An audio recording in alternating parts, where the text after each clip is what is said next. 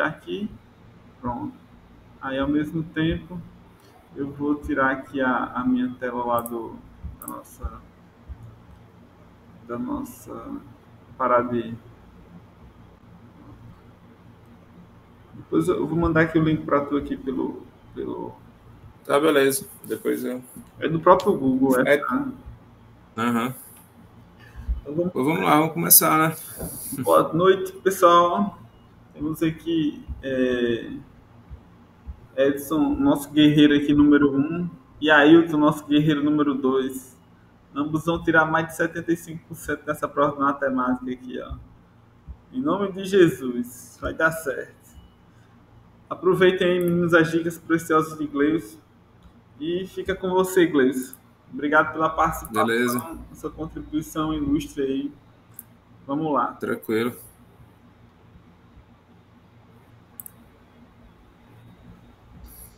Pois é, colegas. Aí, boa noite, Edson e Ailton. Valeu aí pelo convite, Diógenes. Fazia tempo que eu não estava dando esses aulões, né? Meio que fui dando uma parada aí com o tempo. Mas é bom sempre falar sobre Enem. Embora esteja um pouquinho mais distante disso, né? Estou agora trabalhando com um projeto de OpenMap. Mas assim, eu não sei se o Edson ou o Ailton já sabe, mas acho que talvez saiba. Eu vou falar um pouco mais da parte estratégica. A prova de vocês aí passa esse domingo, é no outro já, né? Domingo agora, dia 2. Então, no outro domingo vai ser 9 e 16. Então, esses 2 domingos, dia 16 é que é a prova de matemática e ciência da natureza. Certo? Então, falar um pouco aqui da parte estratégica, um pouco vocês já conhecem, mas não custa nada reforçar, trazer alguns dados e apresentar algumas questões em cima desses dados, né? O que é importante no dia da prova. Eu acho que muito mais importante do que saber o conteúdo é você dominar a regra do jogo, tratar o Enem como um jogo, então é você dominar essa regra, entender a regra do jogo, para que você possa ir bem na prova, certo? Então acho que isso é muito importante. Então eu vou parar aqui o vídeo, deixa eu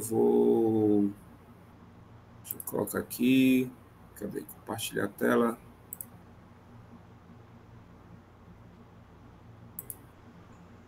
Janela, deixa eu ver aqui. Bom, acho que essa aqui primeiro. Qualquer coisa eu vou ajustando, tá? Tá aparecendo aí para vocês? Olha, tá aparecendo aí essa pesos e notas? Sim, Gleison. Sim?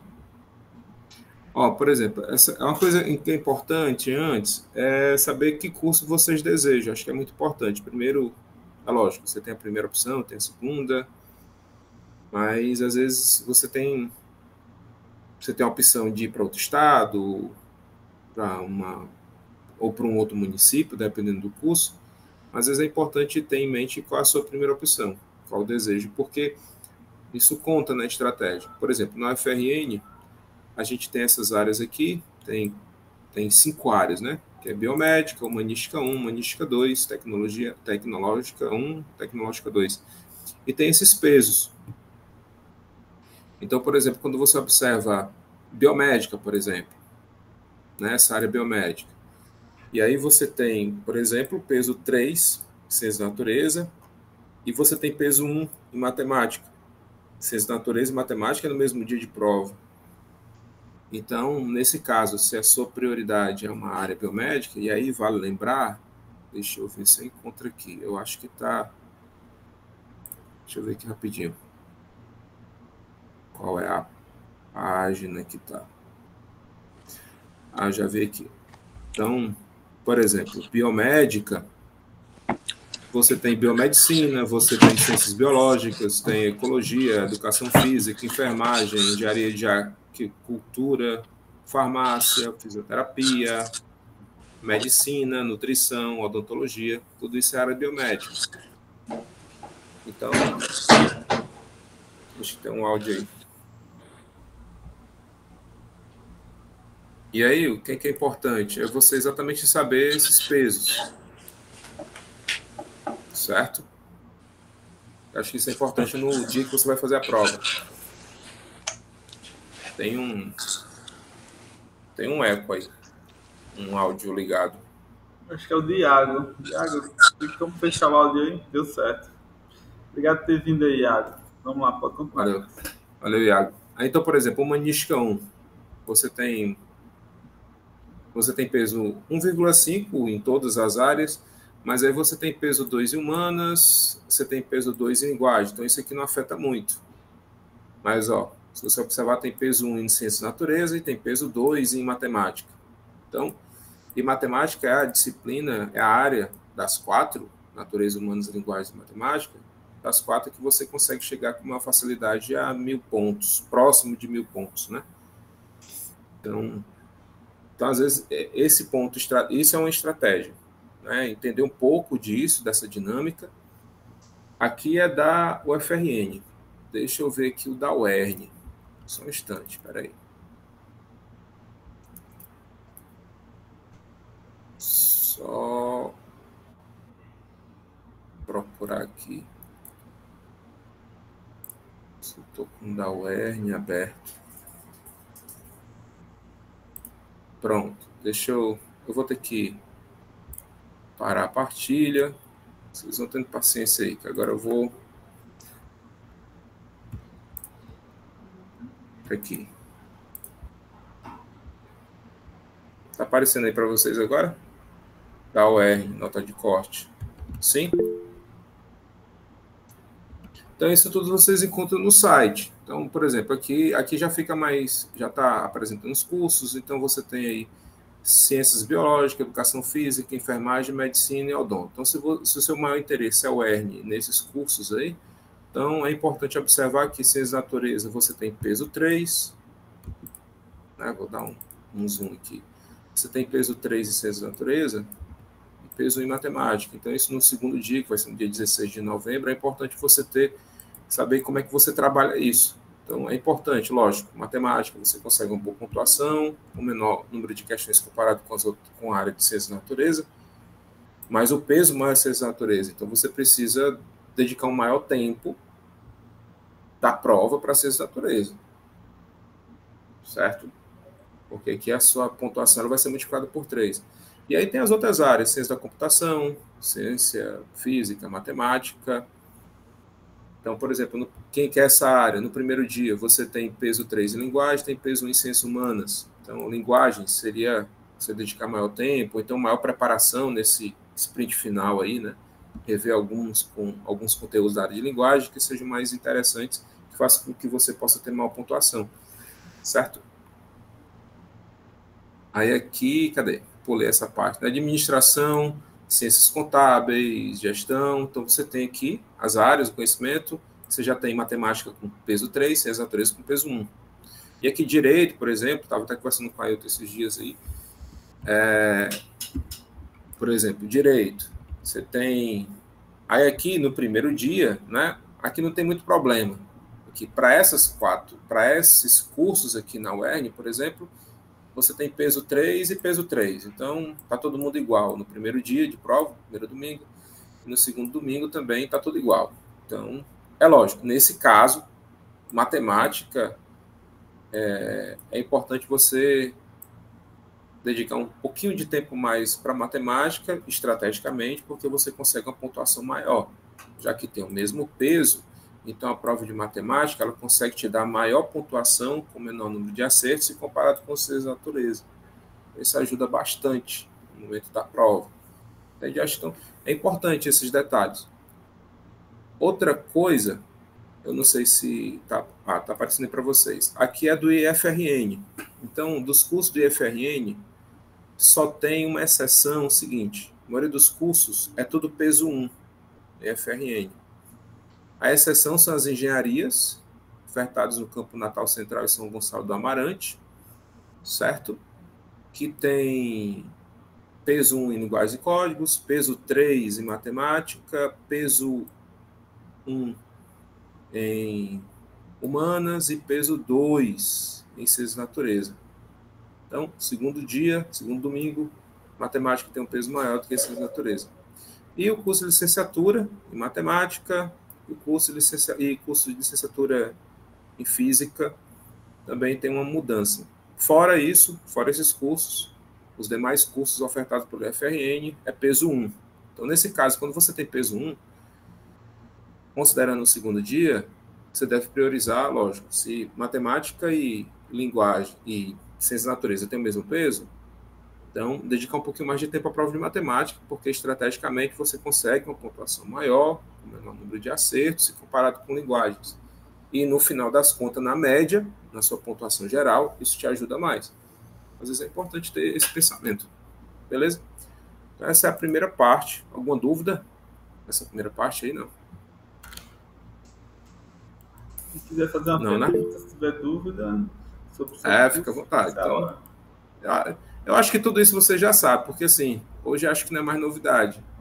O Enem tem essa característica desde 2009, para quem não sabe, a primeira edição do Enem foi em 1998, até 2008 ele foi censitário, mas assim, para saber o nível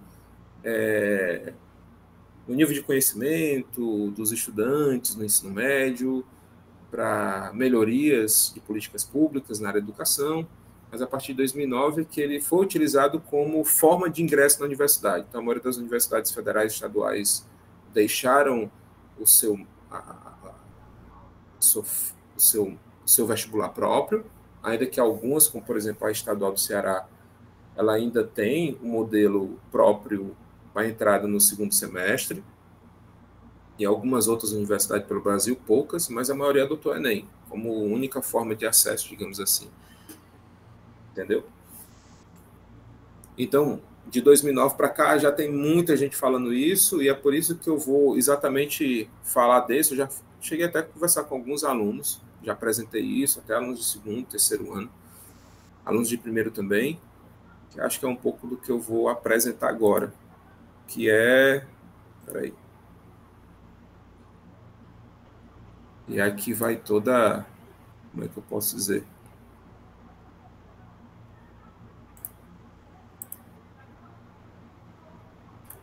Peraí, tá aí no PDF.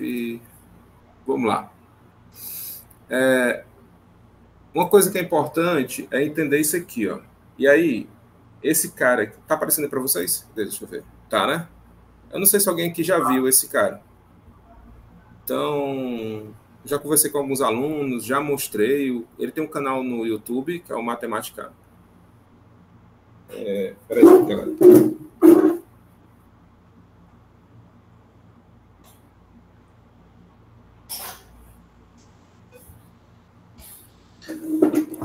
Acho que eu tinha esquecido de botar para carregar.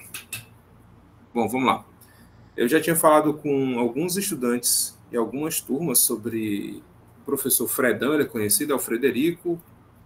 Tá? Então, é um cara que tem um mestrado na área de TRI. E, assim, ele tem um trabalho muito, muito massa nessa área. Então, ele presta consultoria, ele dá palestras, logicamente, tudo pago, principalmente para escolas particulares.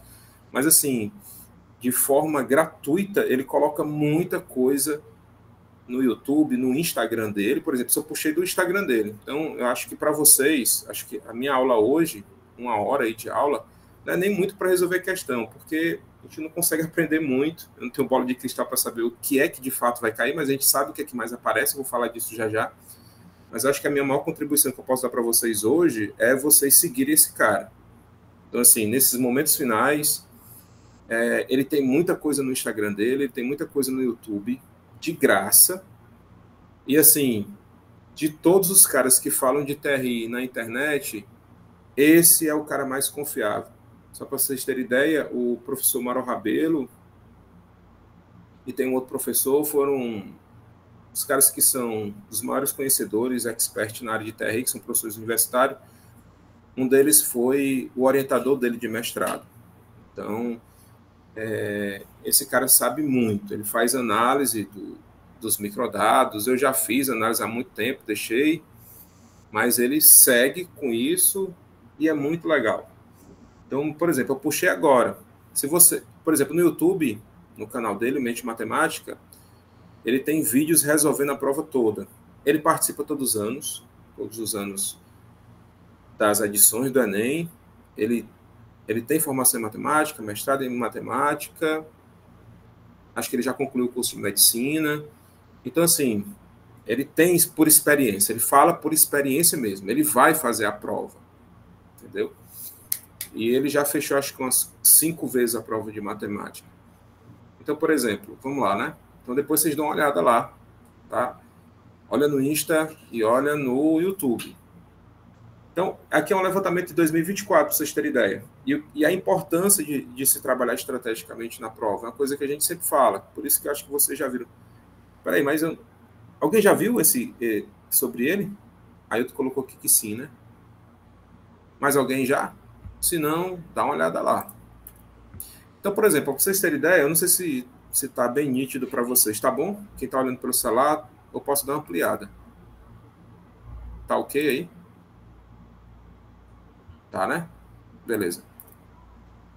Então, por exemplo, esses dados a gente consegue baixar no site do INEP, certo? A gente organiza esses dados, ele vem meio macro, então a gente tem que fazer um refinamento, demora bastante para fazer isso, tá? Não muito, mas você precisa fazer uma análise bem detalhada para depois organizar essas informações. E aí lá no Insta dele, ele faz isso para as 4 áreas do conhecimento, certo? É só cheio de matemática, logicamente, mas vocês entram lá, olha lá o que ele tem postado, ele fala de todas as áreas, só que com maior propriedade, logicamente, na de matemática.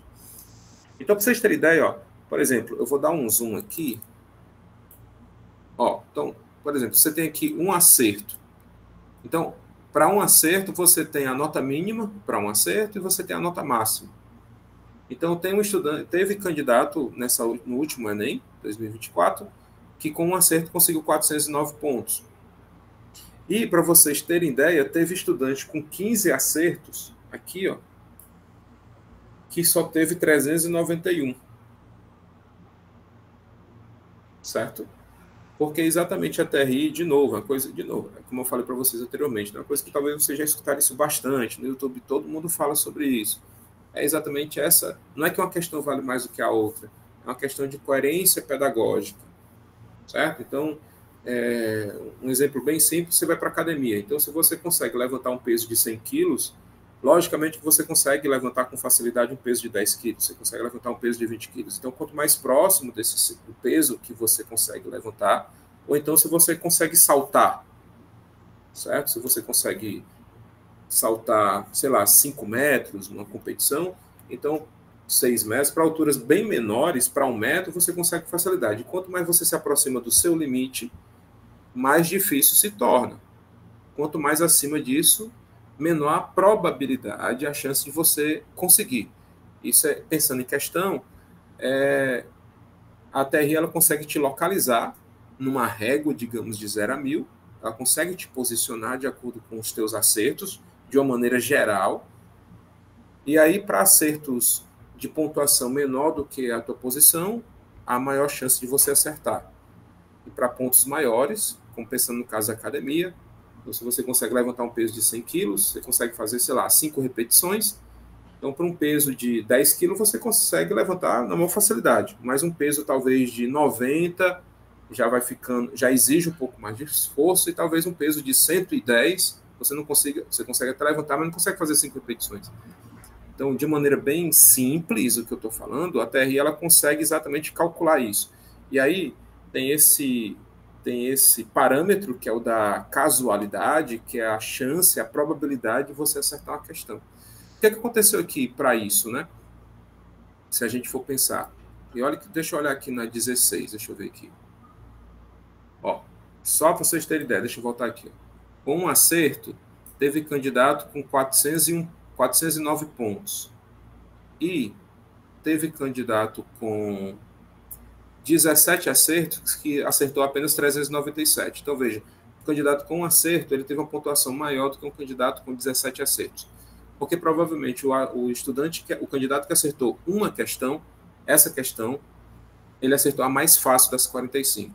E esse que acertou 17, para ter essa menor pontuação, ele acertou as 17 mais difíceis.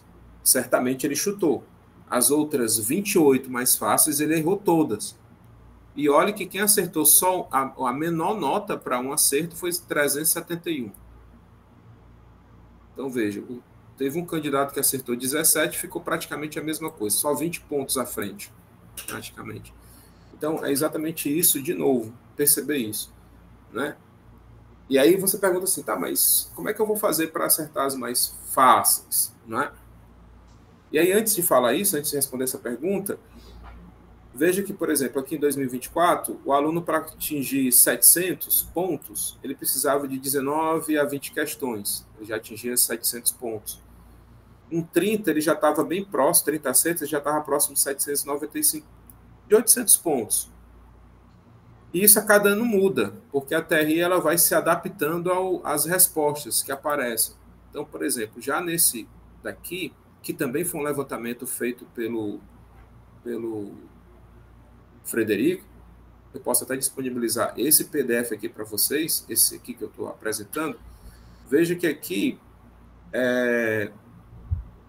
com 30 acertos, em 2024, com 30 acertos, estava com 790, e aqui com 27 acertos já estava em 800 pontos, já tinha passado de 800 pontos. Então, tá? Então isso aqui pode variar de um ano para outro. Ok? Alguma dúvida nesse ponto? Acho que todo mundo já sabia disso, né? Bem tranquilo. Ok? A gente pode prosseguir? Alguma pergunta? Não, né? Vou ver aqui no chat, nada.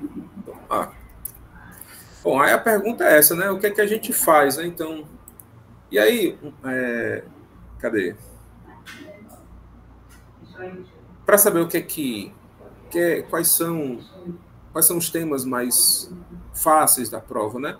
Primeiro, só lembrar quais são as competências. Então, a gente tem aí 7 competências, tá? Matemática, isso também vai ter nas outras áreas. Cada uma das áreas, das 4 áreas, tem suas competências e suas habilidades específicas. A matemática tem as suas 7 competências e as suas 30 habilidades, certo? A primeira delas é uma que vai chamar muita atenção, que é a competência de área 1, que é construir significado para os números naturais, inteiros, racionais e reais. Certo? E aí a gente tem a primeira habilidade, que é reconhecer no contexto social diferentes significados e representações dos números e operações. Então é importante depois você dar uma lida nisso, que eu não vou ficar lendo aqui, mas eu vou chamar atenção para essa competência. A competência 1, que é exatamente o significado dos números, trabalhar com os números, certo? Conhecimento numérico, padrões, perceber padrões, sequências, princípios de contagem, mas não para resolver, tá? Mas apenas para você apresentar a expressão numérica disso, eu vou falar daqui a pouco. E também tem uma outra habilidade que vai chamar muita atenção, que é a competência 6. Já eu falo um pouco mais sobre todas elas. Competência 6. A 1 e a 6 são uma das que mais aparecem, que é interpretar informações de natureza científica e social obtidas da leitura de gráficos e tabelas, realizando previsão de tendência, extrapolação, interpolação e interpretação. E aí, eu vou apresentar uma parte desse material aqui, certo? Que é do professor Frederico. Mais uma vez, esse material não fui eu que produzi, esse material é dele. Inclusive, é um material... não é um material gratuito. Então, assim, eu estou apenas apresentando aqui para vocês, apenas para dar uma ideia, mas tem muita coisa do que eu vou apresentar aqui que é dele, que está lá no Insta dele e está no YouTube, ele fala muito disso, que é esse levantamento aqui, ó.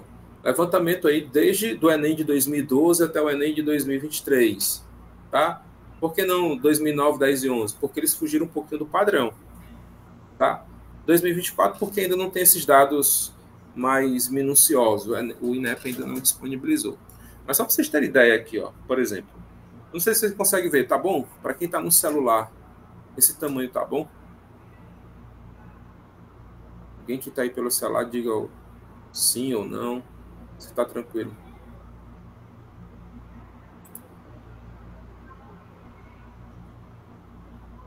Beleza. Ó, então, se vocês observarem aqui, a competência que mais apareceu foi a competência 1, certo?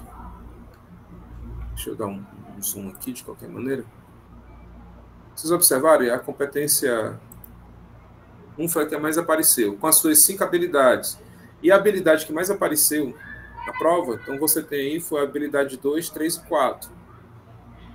Então, assim, o que eu estou falando aqui exatamente, está bem próximo da prova, então às vezes o aluno fica assim, poxa, o que é que eu vou olhar? Tem tanta coisa para olhar, tem tanto conteúdo para olhar, então, assim, dependendo do curso que você deseja, dependendo do peso que está lá, da importância do conteúdo de matemática, para a tua pontuação geral, para a média que você vai fazer na universidade que você quer. Então, assim, você tenta priorizar, né? Tentar organizar seu tempo para priorizar qual das áreas que você vai estudar. Lembrando que a prova de matemática vai estar junto com a prova de língua, de ciência da natureza. Então, você vê qual é a tua prioridade. Então, se você tem peso 1 em matemática, tem peso 3 em ciência da natureza, então, nesses instantes finais aí para o dia da prova de 16, então, tenta olhar um pouco mais os conteúdos da prova de ciência da natureza, se ela for o peso maior, e o pouco do tempo que você vai dedicar à matemática, logicamente, sugiro que você tente focar nas competências e habilidades que mais aparecem, que são muito comuns na prova do Enem, certo? Então, você tem essas habilidades aqui, habilidade 2, 3 e 4. Detalhe, normalmente, o que é para acontecer? São 45 questões no caso de matemática, tá? Que é a disciplina que ficou sozinha. De todas as disciplinas que vocês veem do ensino médio, propedêuticas, né, que no IF, a disciplina de matemática foi a única que ficou sozinha. Por exemplo, ciências da natureza, você tem 3. Então, 45 questões para química, física e biologia. Então, uma média de 15 para cada uma, mais ou menos.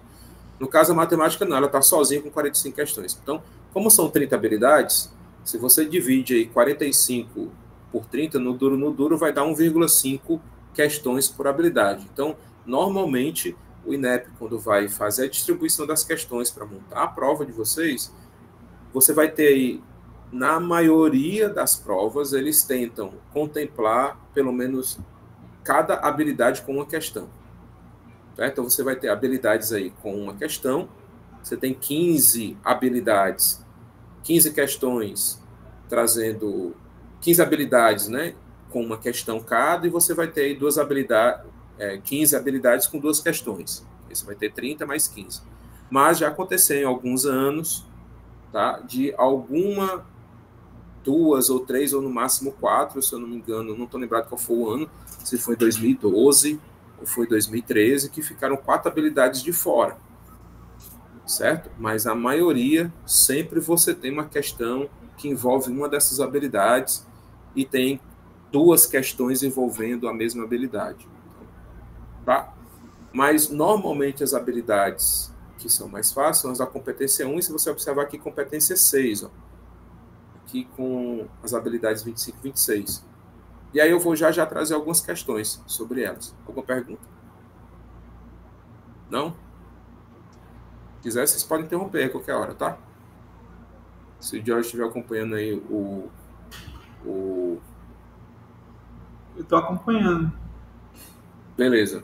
E aí, o professor Frederico, ele fez essa organização do quantitativo, de pontuações, tá? E aí eu queria apresentar para vocês aqui, por exemplo, a classificação dos itens, né? Você tem...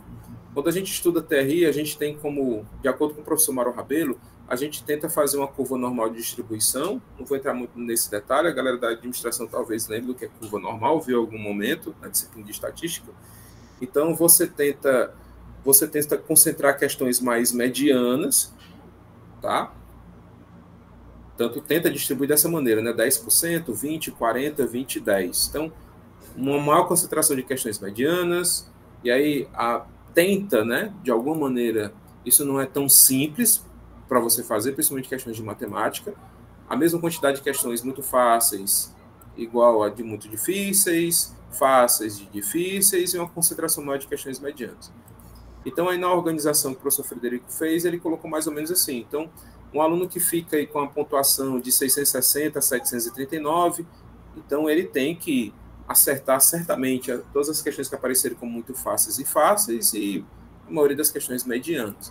Tá? Então, isso seria uma questão de posicionamento. Tá? E aí, na análise, ao que tem aqui, ó, de 2012 a 2023 já aconteceu isso. 58 questões muito fáceis, 118 fáceis, 187 medianas, 113 difíceis e 55 muito difíceis. Então está quase na distribuição mesmo. Lógico que você não consegue fazer essa distribuição perfeita, né?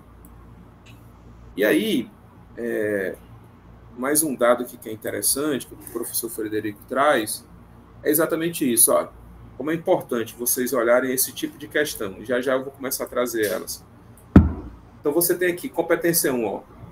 A competência 1, se vocês observarem aqui, ela traz mais questões. Essa aqui é a esquerda. Tá? Ela traz mais questões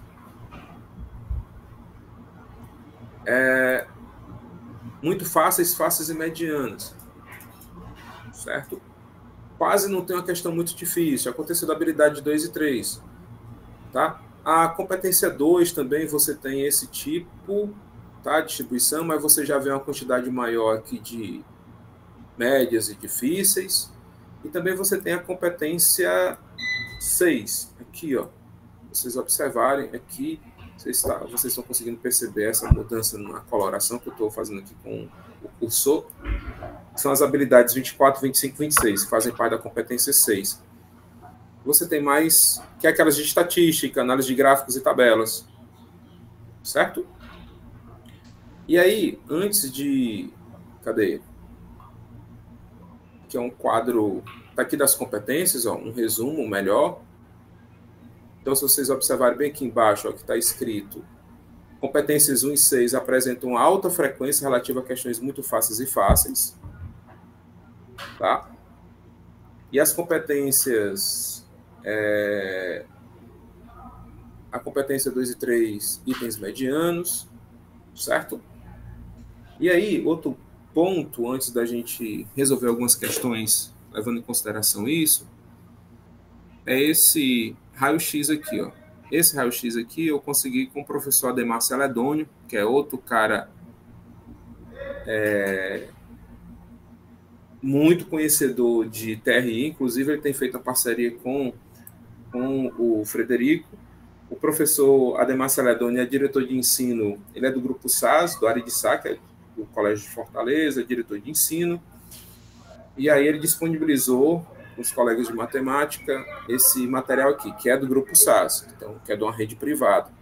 Então, aqui é um levantamento geral, tá? Se quiser, eu posso mandar isso para vocês, que ele disse que eu poderia, ele permitiu a gente fazer essa distribuição.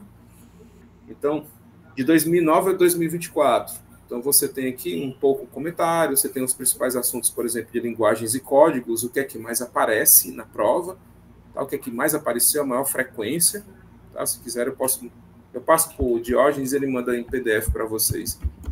Tá? Educação física, espanhol, certo? Inglês, português, aí de ciências humanas, então já foram, de filosofia foram 179 questões, até o INEP considera a questão como item, o que a gente chama de questão, eles consideram como item, tá? Então tá aí o assunto em filosofia, você tem um assunto em geografia, que já foram 486 questões, em história, 502 questões, tá? Brasil colonial é o assunto que foi mais cobrado até hoje, por exemplo.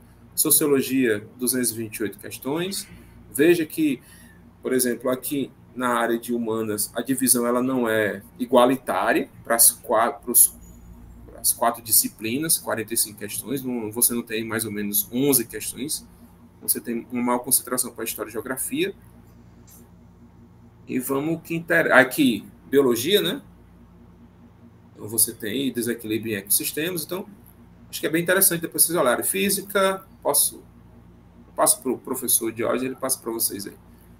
Certo? E aí vamos para o que interessa nossa parte, matemática. O que mais aparece na prova do Enem? Então, proporcionalidade, direto e indireto. Então, assim, quem ainda, como a gente está aí no instante final, faltando aí quase que 15 dias, é um pouquinho mais, né? 18 dias, acho que a prova de matemática é no dia 16, e aí ainda não viu, ou que ainda não viu o conteúdo, ou que já viu e está querendo focar mais em alguma parte, então é interessante você focar nessa parte. Você tem proporcionalidade direta.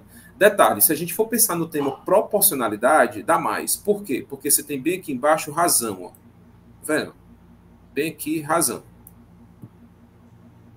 Certo? Se a gente for pensar nisso mesmo, então você tem aqui, você tem proporcionalidade direta e indireta, e você tem aqui a parte de razão, que é proporcionalidade. Então você aumentaria de 213 questões, com mais 57, você teria 270 questões. Ok? Então, olhar esse tipo de questão, você encontra no YouTube, você pode pesquisar, ver algumas aulas sobre isso, certo? E estatística também é o segundo assunto, ó, em termos de percentual, você tem aqui 187, então análise de gráfico, tabela, média, média simples, média ponderada, às vezes mediana, moda, que é o valor de maior frequência, a galera da administração viu isso aí com mais propriedade do que o pessoal do curso de informática, porque tem uma disciplina técnica de estatística, então viu isso, desvio padrão, tá? É o que mais aparece. Aí depois, outro tema que é bastante comum, geometria plana. Então, localização, projeção, perímetros,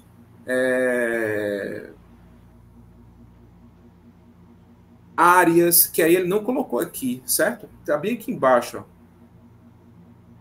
Aqui ele quis, o pessoal da área quis deixar assim mais evidente a área, está lá no final 25, mas isso aqui faz parte desse conteúdo aqui, que subiria, entendeu? Geometria plana. Probabilidade é um assunto muito recorrente, aparece muito, tá? Muito presente na prova. Beleza? Então, é exatamente focar nesses pontos. Matemática financeira, chamar a atenção de vocês, que é um conteúdo que vem aparecendo com maior frequência nos últimos anos, e talvez é um assunto que comece a aparecer com maior frequência, exatamente pela questão do uso de juros, compostos, alguns probleminhas que envolvem exponencial, tá? Então, essa parte, e aí eu estou finalizando mais essa parte estratégica, né? A gente não falou de nenhuma questão por enquanto, a gente vai começar agora, só para vocês terem ideia do que é importante, às vezes, como é que vocês trabalham com isso, nesses instantes finais, o que você deve focar, beleza? Geometria analítica, que é um conteúdo que vocês viram com o professor Saturnino no terceiro ano, que é a equação da parábola, elipse, hipérbole, a equação da reta, não vai perder seu tempo. Por quê? Porque esses conteúdos não aparecem com muita frequência, tá? Não aparecem com muita frequência, tem ano que nem aparece, e quando aparece, são questões difíceis, fazem parte de uma competência que é muito difícil, que é a competência que envolve essa parte da parte algébrica, tá? Então, é uma área que você precisa estar gastando seu tempo, beleza?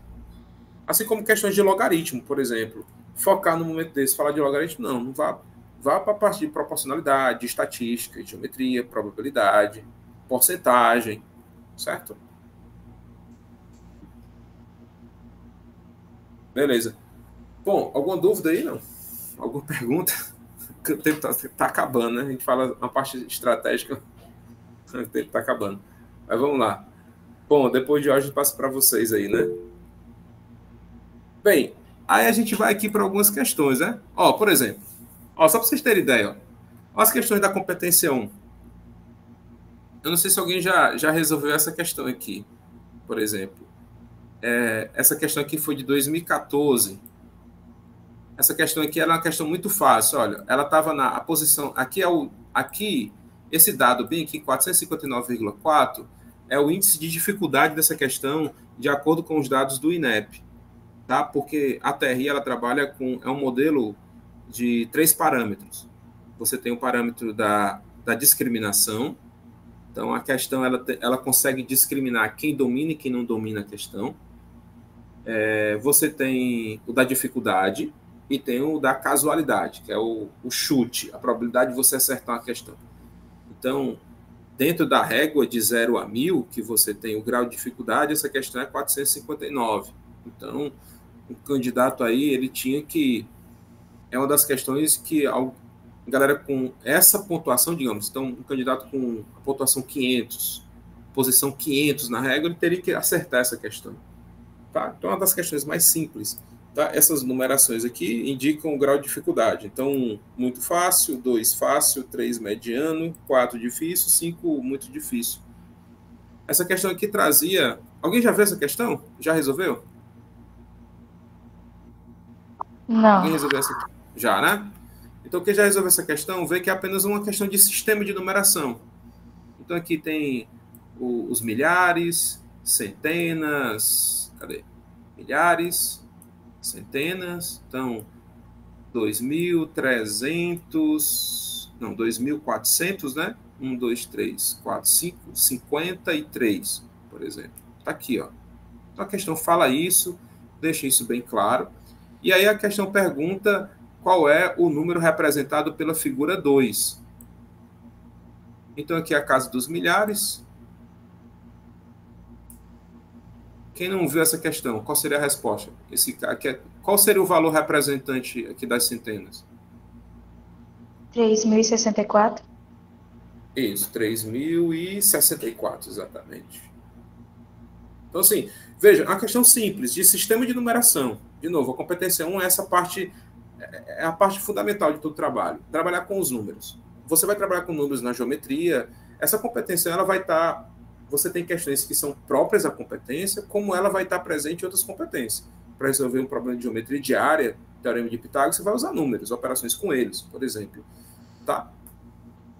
Outra questão que aparece na prova, por exemplo, aqui, ó, essa de 2020, já um pouquinho mais presente, ela está a pontuação dela 491, uma questão muito fácil também, que ele queria saber a razão entre o número de assentos já vendidos e o considerado e o total de assentos. Então, eu não sei se alguém aqui já passou pela experiência de comprar no site passagem de ônibus, e aí você consegue lá, quando você vai comprar passagem, você coloca o destino que você quer, a empresa, e a empresa vai dar um desenho desse do ônibus. E vai estar algumas poltronas... Opa, peraí. E vai estar algumas poltronas selecionadas, indicando que elas já estão ocupadas, e outras que estão desocupadas. Então, você consegue ver qual o total de assentos no ônibus. Então, você tem ali 42, está aqui, 42, certo? E os assentos já vendidos. Então, é a quantidade de vendidas sobre o total. Então, de novo, é uma questão simples. E aí, eu quero chamar a atenção de vocês para o seguinte, eu vou voltar para esse ponto aqui, ó, de acertos. O que acontece? Por exemplo, aqui. Já aconteceu na prova do Enem, e aí é importante vocês saberem dominar o tempo de vocês. Não perder tempo com a questão que você não sabe. Você fez a leitura da questão, não conseguiu dominar a questão, fez uma leitura, não entendeu? Beleza, faz uma segunda. Dá uma segunda chance. Né? Faz a leitura. Não entendeu? Pula para outra. Não entendeu? Assinala com um D de difícil, deixa ele bem grande do lado da questão e vai para outra questão. Por quê? Porque já aconteceu na prova do Enem, por exemplo, um candidato que acertou 33 questões, por exemplo. Vou dar um exemplo do 33. A nota mínima para 33 questões foi 752,9. Está aqui. 752,9. E aí o que acontece? Às vezes esse candidato que ficou com essa menor pontuação não é porque ele não soubesse o conteúdo. Ele até poderia dominar. Mas provavelmente, dependendo, e isso também depende muito da cor da prova que você pega, porque você vai ter 4 cores de prova, e aí você tem 4 distribuições diferentes das mesmas 45 questões. Então, dependendo da prova que você pega, pode ser que as primeiras questões sejam as mais difíceis. Tem gente que desanima.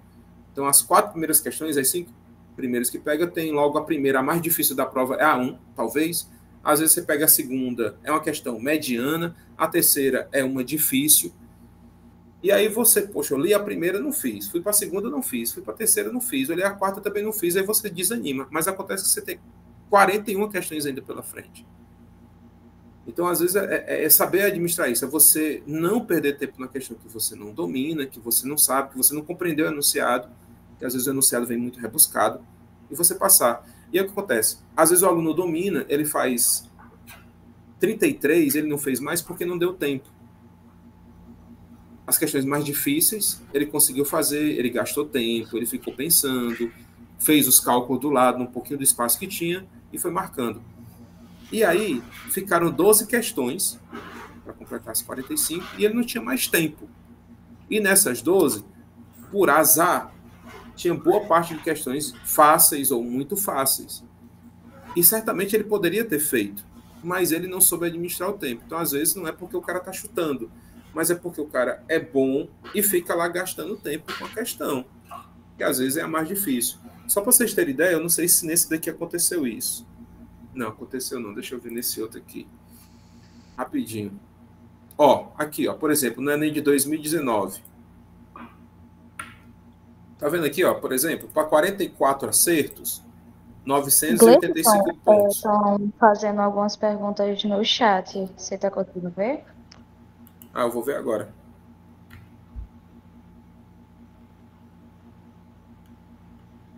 A Uai está perguntando se deixar em branco. Obrigado aí, tá? Quem disse que tinha pergunta no chat.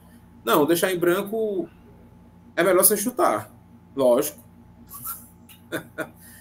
É o menos pior. Porque, querendo ou não, você ganha alguma coisa. Entendeu? É melhor você chutar. Porque você deixar em branco, você errou a questão.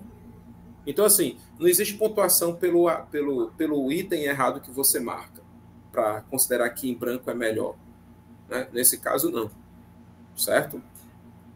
É diferente, por exemplo, de alguns concursos. Não sei, por exemplo, antigamente a Polícia Federal, a Polícia Rodoviária Federal, quem fazia, a banca que fazia a prova da PRF e da PF era o CESP. E aí os itens eram, ou você marcava, você tinha uma afirmação lá, ou você marcava correto, ou você marcava errado, aquela falsa, né, verdadeiro e falso, ou você deixava em branco. E aí a forma como o CESP selecionava os candidatos, classificava os candidatos, é o seguinte: se você deixasse em branco, você não perdia nada. Agora, se você marcasse, se tinha uma afirmação lá que era correto e você marcou errado, além de você não ganhar ponto ali, isso, você ter errado o item, ele ia eliminar um item que você acertou. Então, naquele tipo de avaliação, de seleção, era melhor você deixar em branco. Porque você deixando em branco, não corria o risco de tirar ponto questão que você acertou. Entendeu? Mas não é nem não.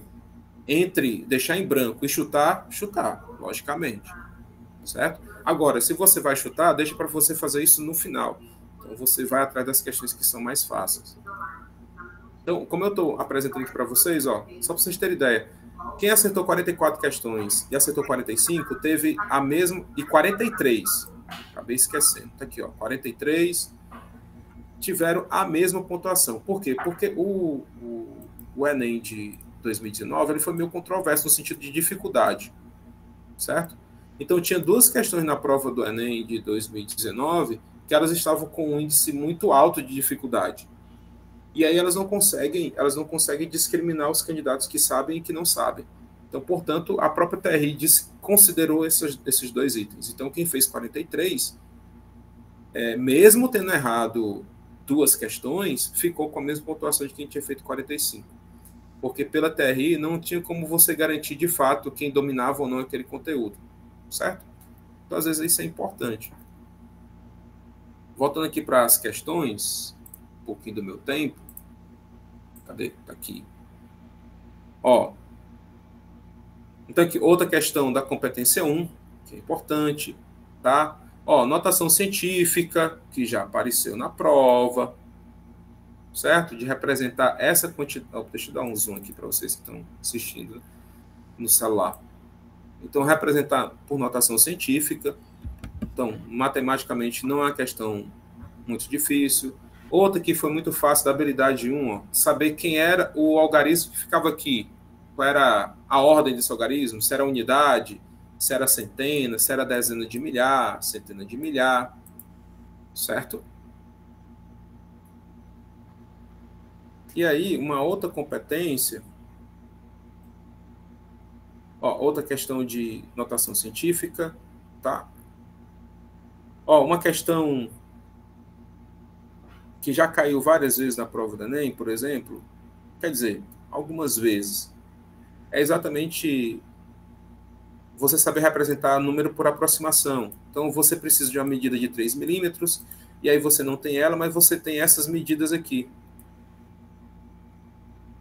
Então, você precisa dessa representação aqui, de uma peça que tenha essa espessura, com a lente, no caso, mas aí você tem essas 5 aqui. Então, qual o número mais próximo desse?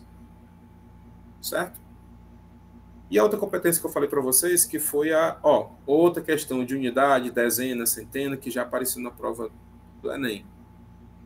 Então, são questões mais simples, e sempre tem dessas questões na prova. Tá? A outra competência, para passar aqui, que vai ser as habilidades 24, 25 e 26.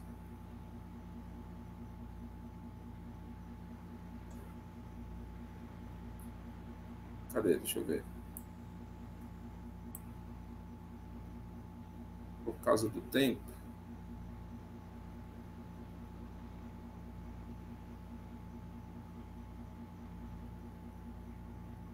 Tá aqui, né? Questões, só para vocês terem ideia.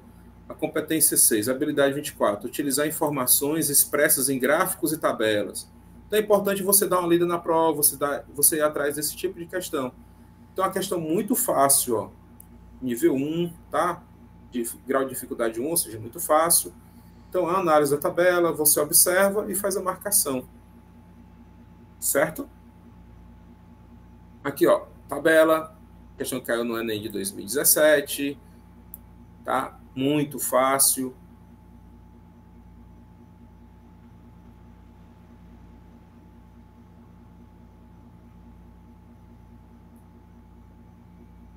Aqui de 2021, tá vendo? 2021, 2018, todas as questões da habilidade da competência 6, as habilidades 24, 25, 26, bem simples. Você, lógico, aparece uma de nível mediano, mas a maioria delas são de nível muito fácil e fácil.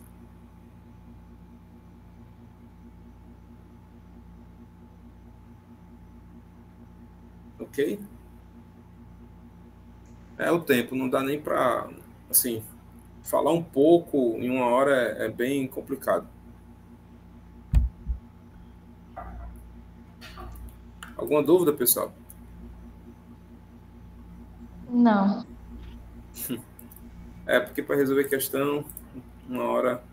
Se quiser passar mais uns 10 minutinhos, esse é o tempo que a gente entrou de atraso, né? Fica à vontade. Deixa eu ver aqui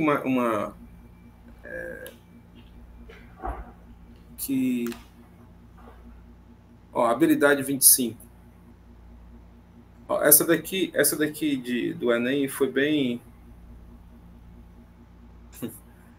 Essa daqui foi bem grotesca nesse sentido. A diferença entre o maior e o menor centro em crescimento. Porque você tinha essa tabela aqui, você tinha um menor que é aqui, 3,5 São Paulo, você tem Guarulhos. Então, é só análise gráfica. Tá vendo? Você não tem muito... São questões simples. Quando você olha na tabela, lógico, tem questões que você tem gráfico e tabela que são mais difíceis, mas você precisa ir atrás desse tipo de questão. Deixa eu ver, por exemplo, a questão de 2022, né? Vou tentar pelo menos resolver uma, né? Vou mostrar para vocês como não é tão complicado. Então, uma instituição de ensino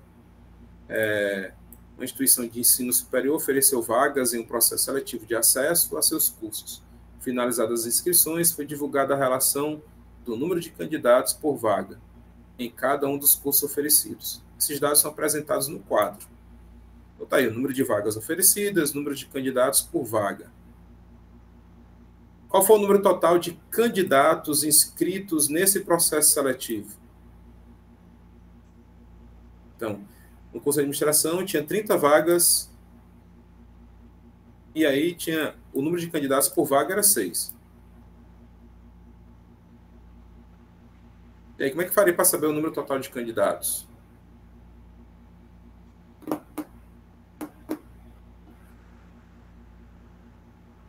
Aqui a gente faria essa questão, né? Espera aí que eu vou copiar essa questão. Multiplicaria o número de vagas oferecidas pelo número de candidatos por vaga? Fazer o quê? multiplicar o número de vagas oferecidas pelo número de candidatos de cada um, aí depois somar tudo. Sim, Seria assim? exatamente. Então, a questão aqui é simples, operação básica mesmo. Deixa eu colocar aqui. Eu vou só sair dessa, só vou parar essa. Eu vou compartilhar outra.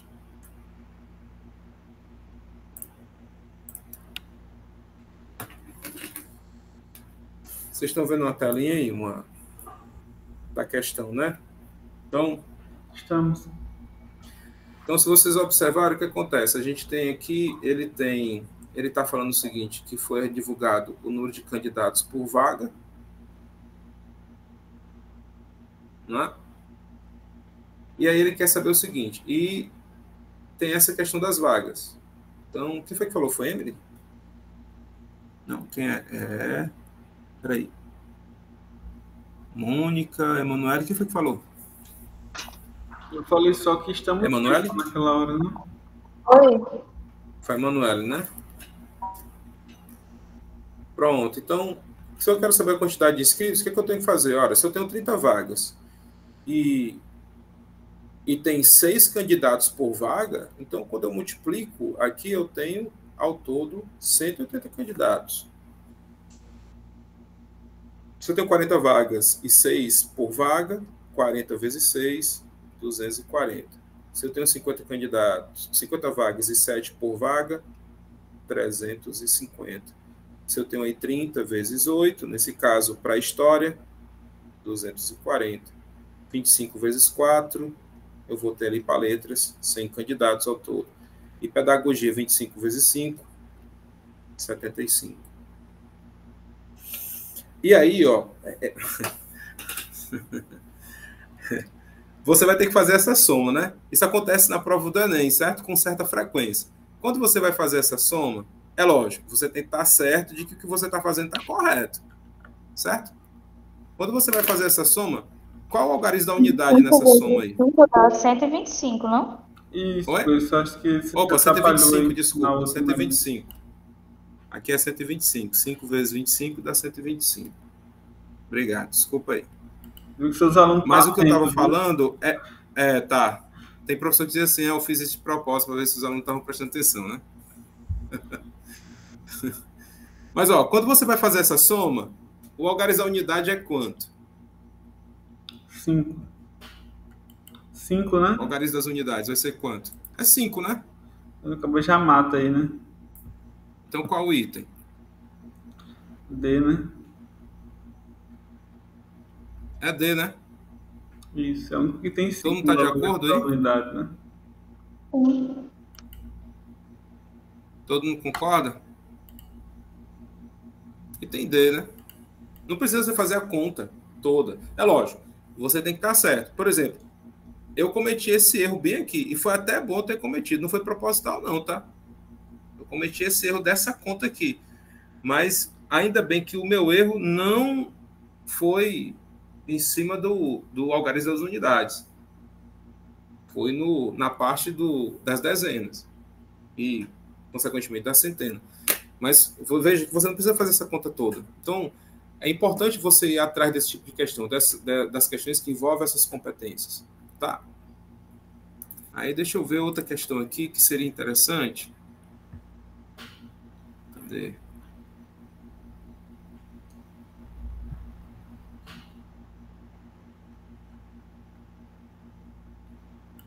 Dica para alavancar aí a nota do Enem, viu?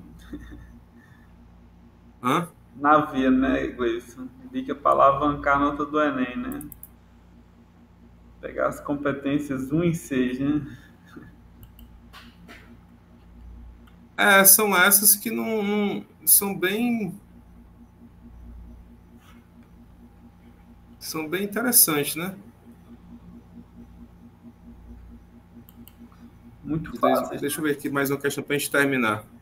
Por exemplo, deixa eu pegar uma questão mediana, né? Para não ficar só na questão simples, a gente finaliza aqui. Opa, peraí. Deixa eu pegar a questão aqui, a numeração dela. Espera aí. Essa daqui a gente termina no encontro aí. Deixa eu dar uma aumentada aqui. Dá para vocês verem? Tá, né? Acho que o zoom tá bom aí. Espera aí que eu vou colocar o comando da questão e os itens. Então ele diz o seguinte, para a gente terminar, né? Ele vai dizer o seguinte: a depressão caracteriza-se por um desequilíbrio na química cerebral. Veja que a questão mediana. E aí para uma pontuação de 669. Tá? Os neurônios de um deprimido não respondem bem aos estímulos dos neurotransmissores. Os remédios que combatem a depressão têm o objetivo de restabelecer a química cerebral. Com o aumento gradativo de casos de depressão, a venda desses medicamentos está em crescente evolução, conforme ilustra o gráfico. Então, aí você vem com crescimento 236, 294, 370, 465, 519,2 nesse período aqui. Tá? E ele pergunta, no período de 2005 a 2009, o aumento percentual no volume de vendas foi de... Como é que a gente faz para calcular o aumento percentual? Um assunto de porcentagem e uma questão considerada como mediana, para trabalhar porcentagem. Como é que a gente faz isso?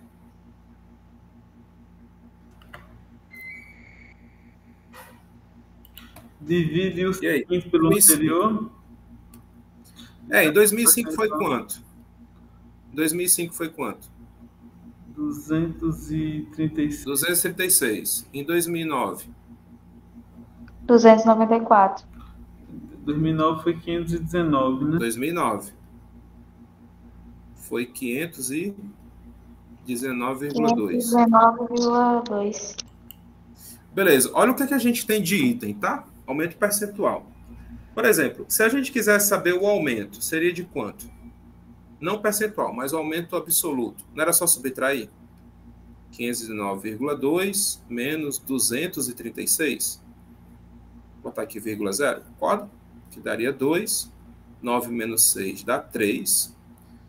E 11 menos 3 dá 8. E aqui 4 menos 2 dá 2. Concorda? Sim. Beleza. O aumento, para saber o aumento percentual, a questão que é exatamente saber o seguinte: esse 283, ele corresponde a quantos por cento? Concorda? Em outras palavras, é isso. Quanto é que isso corresponde em porcentagem? Mas eu preciso saber quem é a minha referência para porcentagem.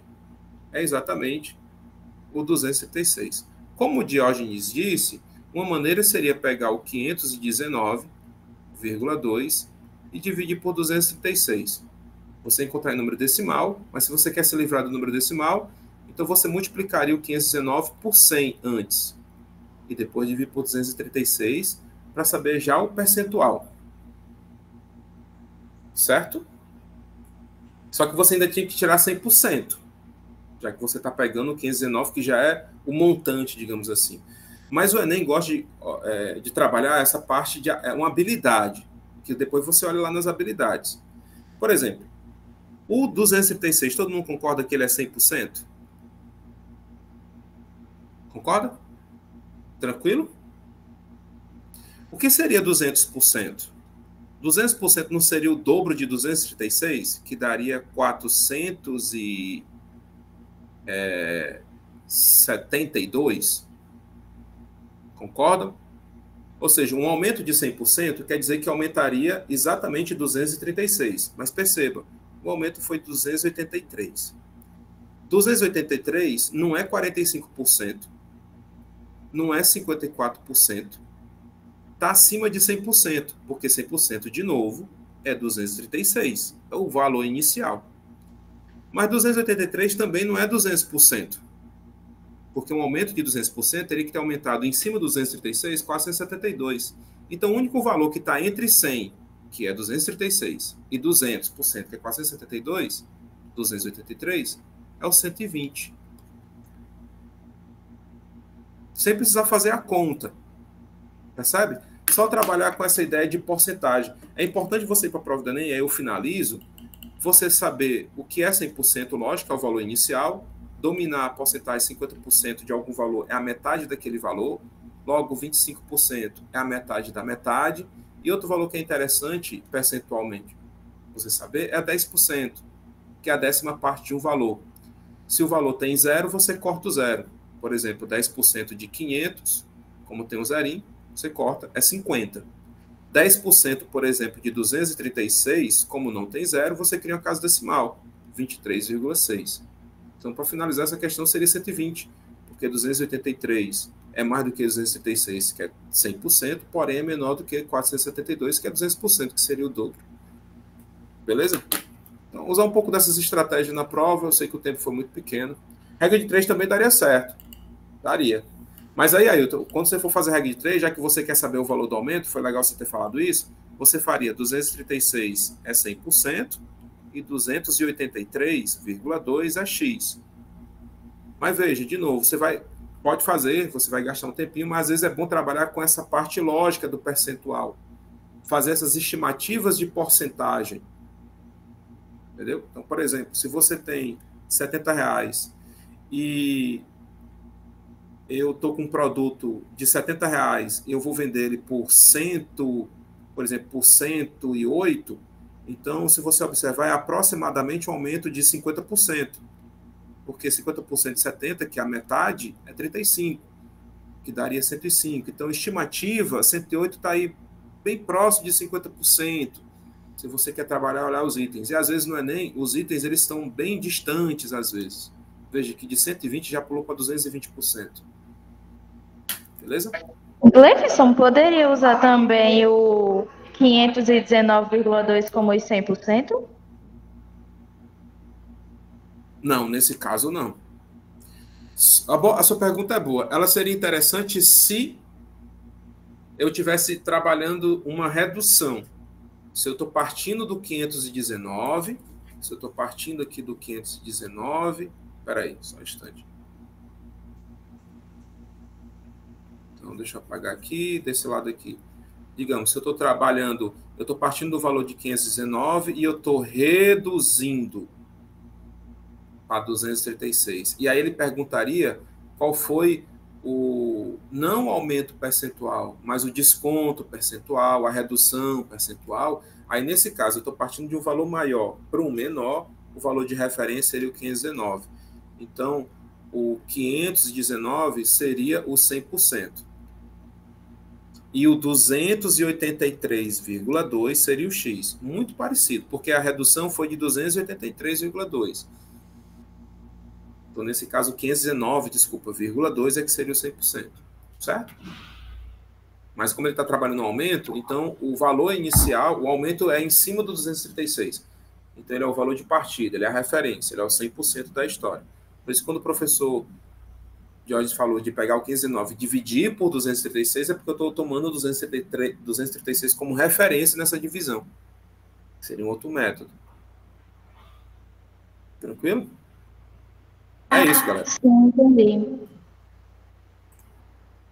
Então, valeu aí pela presença, valeu pelos colegas aí terem participado de uma hora dessa, né? Valeu, Gleison. Valeu aí pelo convite. Obrigada aí, você. Sua contribuição foi fundamental aí. Eu tenho certeza que os meninos e o pessoal vai seguir essas dicas e vão ter uma prova excelente. E muito obrigado. É o que eu espero. Exatamente. A gente sabe que a educação transforma e vale a pena a gente investir, né, nessa verdade. Né, a transformação. E não importa quantos vieram, o importante é fazer a diferença. E exato, não é quantitativo. Né? Exatamente. Nós vamos plantando essa semente. Obrigado por ter participado aí, rapaziada. Emanuele, já mostrando que vai lutar aí desde cedo pelo Enem. Boa sorte a todos no domingo. Vou tentar postar os links para o resto do pessoal irem dando uma olhada, viu? Muito obrigado mesmo. Tá certo. Forte Valeu. abraço. Obrigada a vocês.